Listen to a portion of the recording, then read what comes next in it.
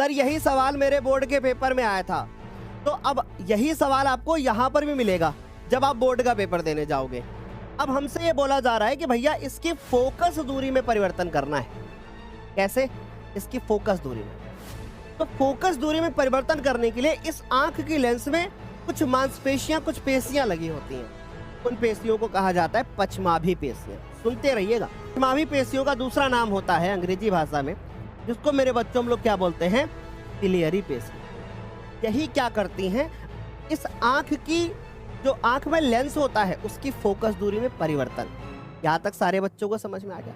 क्या यहाँ तक क्लियर?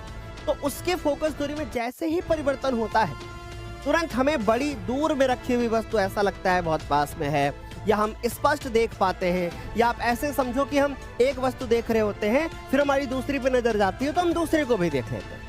ठीक, तो गुरुदेव हम समझ गए, पुतली नहीं होगा, दृष्टि पटल नहीं होगा, और साथ में परितारिका भी नहीं होगा।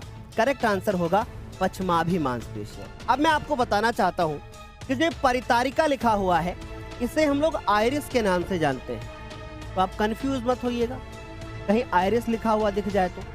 ठीक, ये जो दृष्टिपटल है इसको हम रेटिना के नाम से जानते हैं। ये दो चीजें जानना हमारे लिए बहुत जरूरी है, वरना हम जब बोर्ड के एग्जाम में जाते हैं तो हमारे सामने अगर परितारिका लिख करके आ जाएगा तो हम समझ नहीं पाएंगे आखिर ये क्या काम करती है। ये इसका काम होता है, आंख का जो रंग होता है ना, इसी के कारण जो है वो, मतलब आपको अगर मेरी आंखें आपको काली दिख रही ना, तो काली इसी के कारण दिख रही।